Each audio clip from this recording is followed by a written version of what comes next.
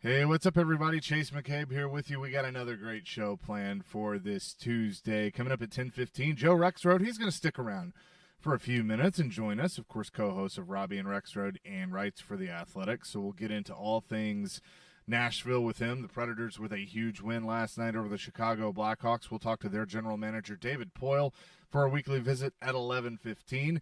The draft, it's right around the corner. It's almost here. We'll talk to Dan Shanka, our buddy from Our Lads Scouting, at noon. Get the latest on that. And then Tim Hasselbeck usually joins us on Wednesday. He will join us today at 1 o'clock to talk NFL and much more. Join us. Darren McFarland, Willie Daunic, Chase McCabe, Elijah Campbell starting at 10 o'clock here on ESPN 102.5 The Game and the Game Nashville app.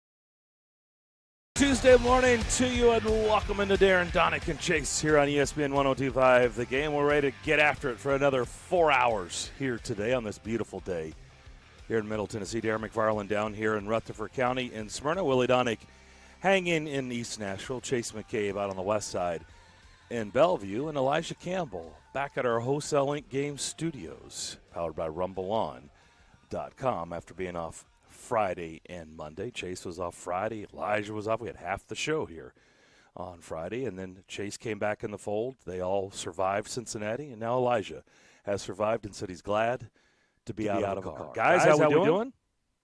I'm doing great. Good morning, everybody. Yeah. It was fun last night, wasn't it? Oh, man. Best atmosphere of the year, for sure. As it should have been. Yeah. Considering all the circumstances, right? More fans, rivalry game, a lot on the line. Hey, it played out like it should have, right? Well, and of course the right team won. That too.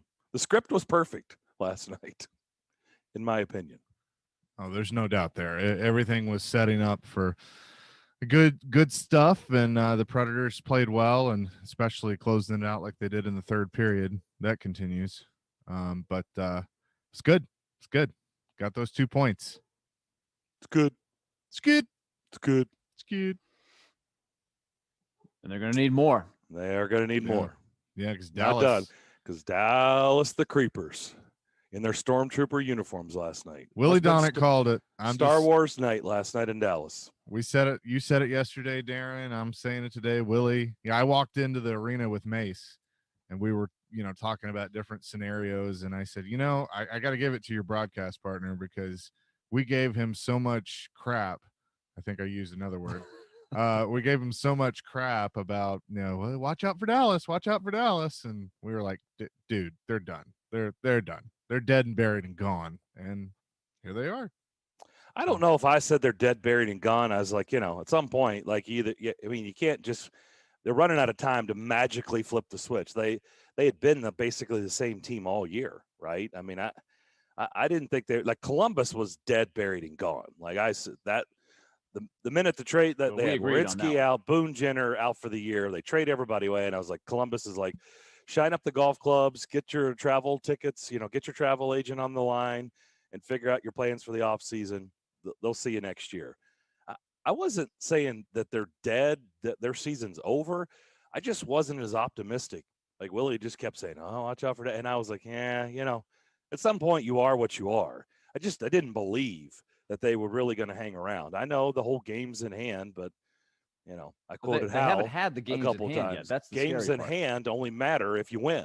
Right, but they haven't had the games in hand. Those are coming. One of them is this week.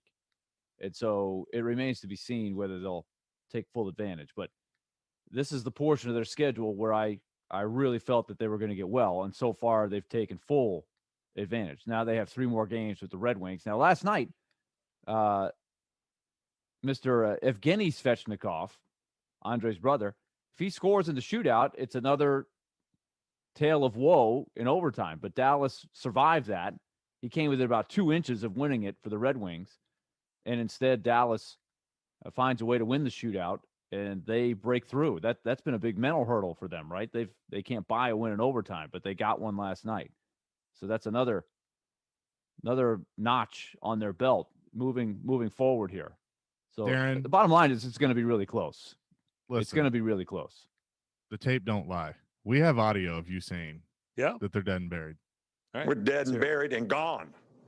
See? That sounds just like that. That sounds like me after a tournament, for sure. Yes. It's very scratchy. Sounds like I smoked 3 packs of cigarettes. Kind of like Porth right now after Cincinnati. Yeah, there you go. Do you have a pink suit? No, I do not. I do not have a pink suit. I think you need to invest in one of those. Look, if you want to go down this, I have Willie, I think, knows. He's probably cringing. I don't wear pink, dude. I don't. And that's just me. Okay. So I'm just telling you, I don't wear pink. You've never seen me in a pink shirt. You've never seen me in a pink suit. That's true. I don't. One time it was a gift, and I wore it, and I got all kinds of crap because of how hardcore I've been against. Me personally, I don't think you should wear pink. That's just me. Okay. And I said, hey, my pushback was, this is coral. It's not pink. I was told it was coral. So that's why I'm wearing it. Willie wears all the colors of the rainbow. Now, Willie that's cool.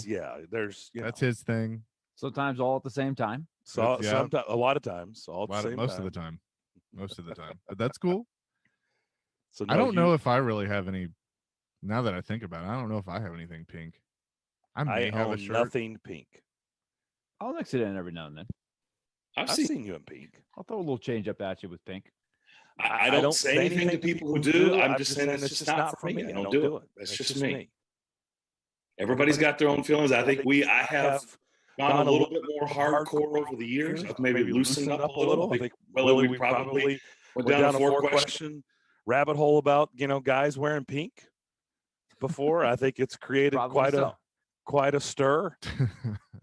But I don't wear pink. I remember that. Oh, look, over the years, between 4 questions and some of the subject matters that Willie and I were willing to tackle when others thought we were crazy to do it.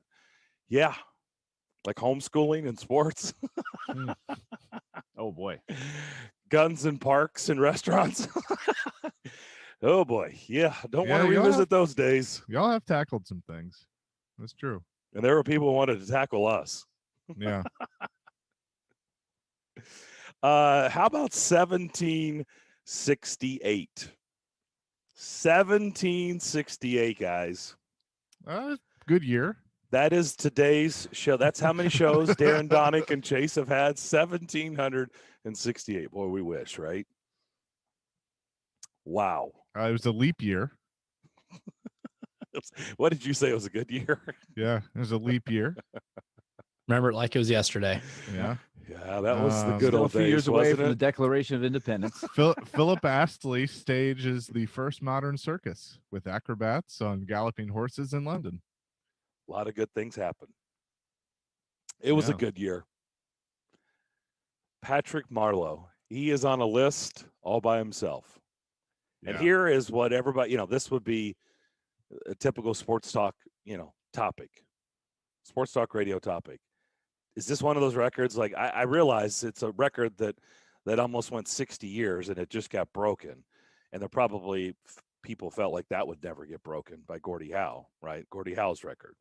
It's been broken. Correct. Does anybody believe this record will ever be broken again? I do not. Really? I think it will. Okay, you think it will. All right. Yeah. So I'm glad you said that, because when you and Hal were talking about this last night on postgame and brought it up, and everyone, the go-to phrase is, we'll never see this again. This will never be it.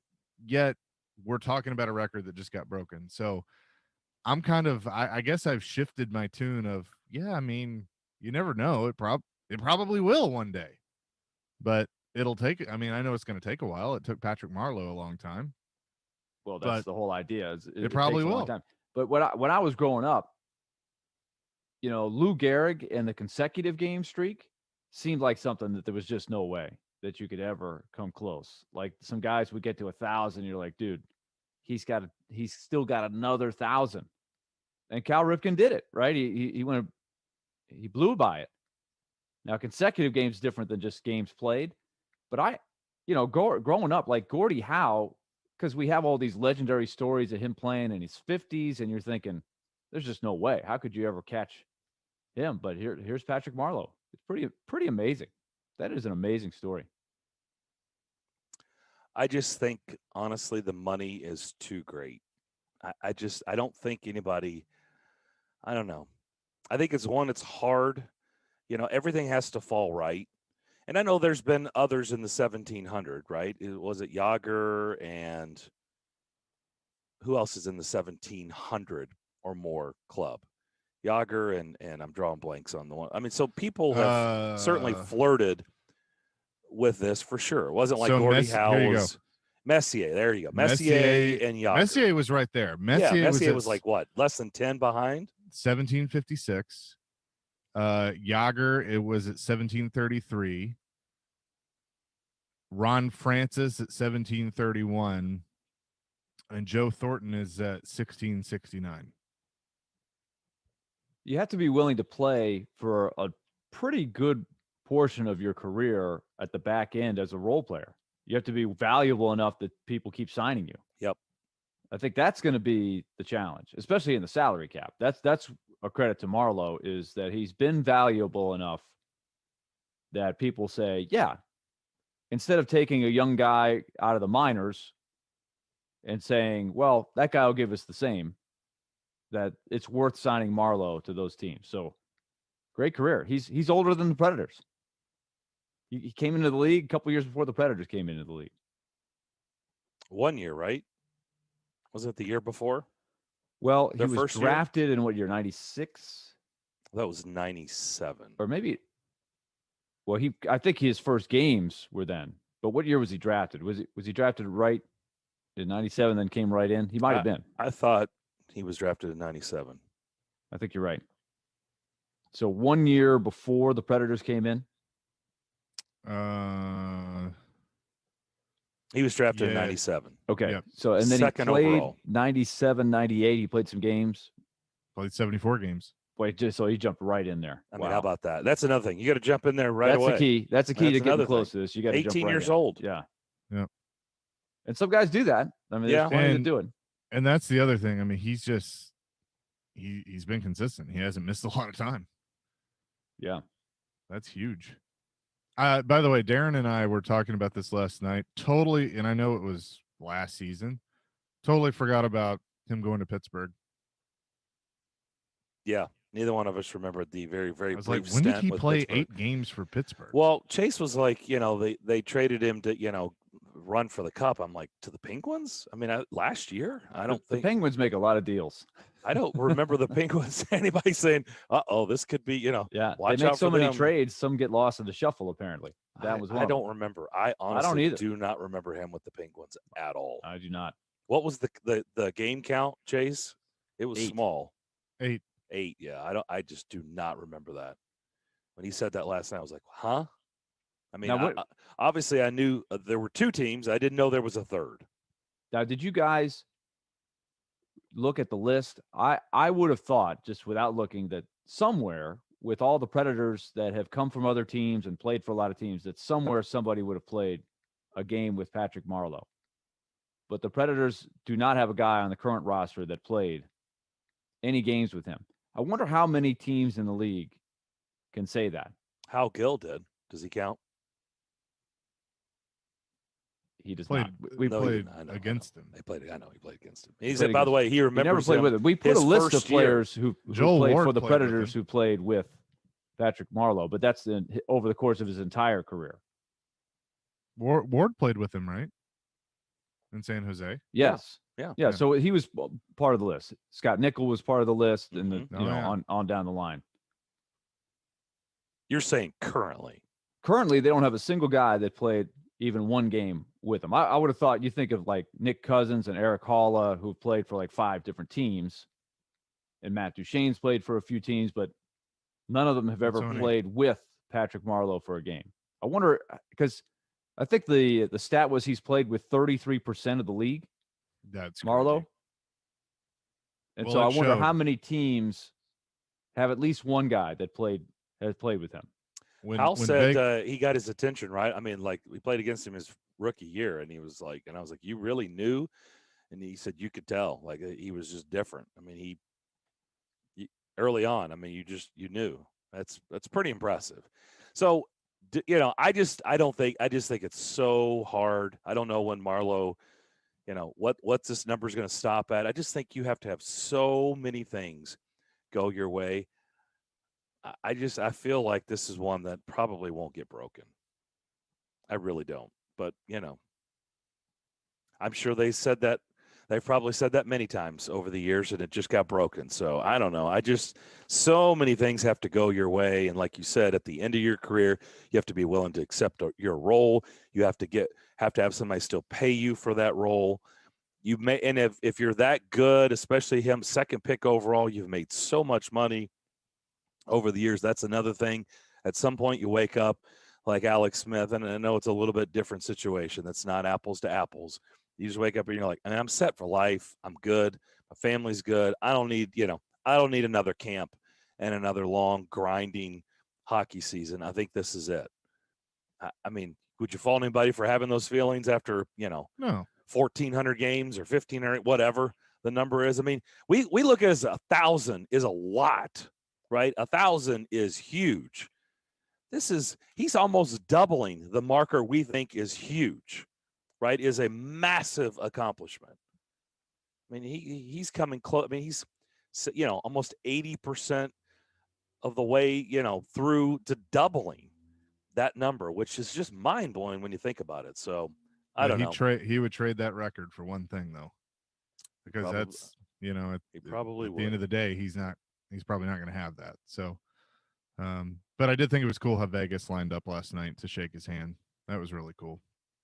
That was good. And San Jose couldn't even win it for him. I mean, jeez. Nope. Sharks. And Marleau was in the shootout. He didn't score. He did not score in the shootout. They let him go first. They let him go first. Yep. All right, we'll come back. Joe Rexroad, half of Robbie and Rexroad, the show every day that leads up to our show. We'll talk to Joe on the other side. We'll vibe with him because him and Robbie are vibing every morning. We'll do that next on Darren, Daunic, and Chase, ESPN 102.5 The Game. The puck in front of the score, and all of a sudden it's 5-2. The Preds continue their dominance over Chicago to grab another 2 key points. Thankful for the fans. It was great to see them back in the building. The 2 teams are back at it Wednesday night in Chicago, your home of Smashville. ESPN 102.5 The Game and the Game Nashville app. We're vibing. At Founders Brewing, we asked ourselves, what if we brewed a beer perfect for any occasion? A beer that makes a weekday feel more like the weekend, and the weekend feel more like an adventure. What if we celebrated taste and flavor and life's simple pleasures? And what if we brewed a beer that could go where you go without slowing you down? What if? Chase your what if with Founders All Day IPA. Low ABV and full flavor that goes where you go. Visit foundersbrewing.com to find All Day IPA. It's soccer season in Tennessee. You want goals? He takes it inside, outside, right foot, great finish! What a goal! You want saves? Lifted high, into the hands of Joe Willis. He makes the catch. You want big drama? Hooked in, and headed in! Delirium! It's Yonder Cadiz! Nashville SC are back home this Saturday, April 24th versus CF Montreal. The action kicks off at 1 p.m. Tickets on sale now at NashvilleSC.com. Get in for the 2021 season. How'd you like that? Free beer. Do we have your attention now? Because every Friday, Robbie and Rexroad, Darren, Daunic, and Chase, and Stillman and Company will be giving away a $25 gift card during their show to Bavarian Beer House, Nashville's authentic Munich-style beer house at Opry Mills Mall. At the Tennessee Men's Clinic, we talk to men about sexual health issues all the time. And the one thing we hear often is how erectile dysfunction often makes bedroom performance both a disappointing and intimidating experience for a man and his partner.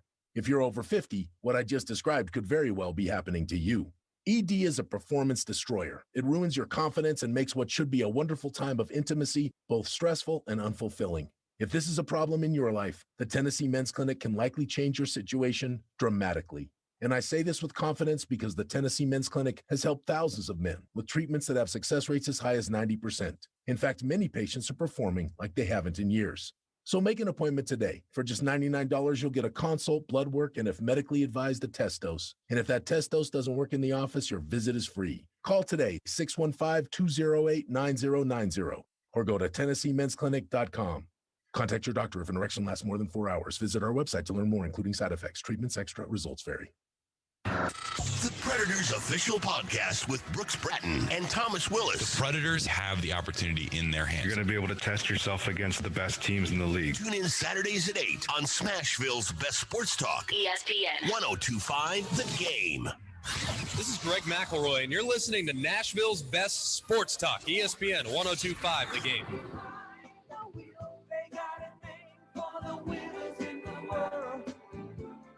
Back here on the DDC on this Tuesday morning. Remember when we were talking about free agent tight ends? We were going through the list and, it was like possibly, who could the Titans be interested in? It was a pretty thin list. Remember when we brought up Jordan Reed? Yeah. Well, what did I say about Jordan Reed? He's great when he can play. Yeah, right. Guess what? He's not going to play anymore. He's done. He done. He's retiring. Once again, it goes back to this right here. I mean, this is probably a guy that's just tired of being hurt and concussed all the time.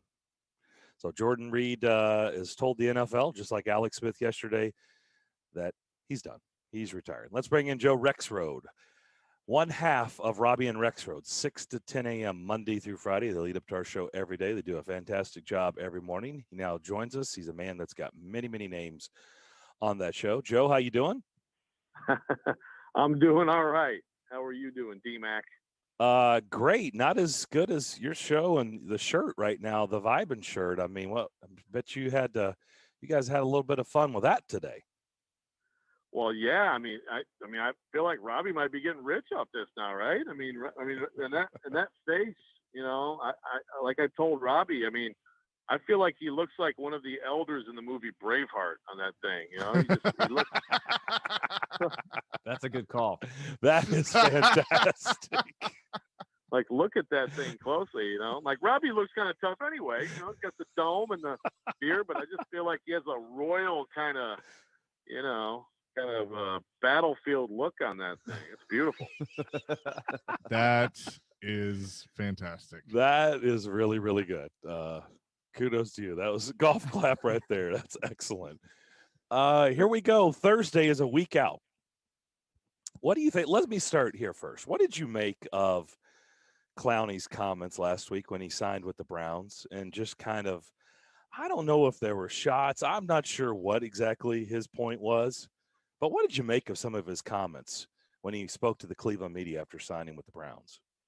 Well, I think this happens a lot. I saw them for the first time, tweeted, Mary Kay Cabot and other people tweeting the comments, and it definitely looked like that. And then I actually watched the video of it, and I don't think it was intentionally taking shots. I mean, he was kind of yeah, they won. I think they won more than we did last year, right? It was, you know what I mean? Sometimes things are written out and they seem more declarative, or maybe just maybe aggressive even. I didn't really think it was trying to take a shot. Now, of course, there was also a lot of excuse making in there from Clowney. The system didn't fit, wasn't comfortable, all that stuff. It's like, yeah, well, I mean, you're probably going to be more comfortable if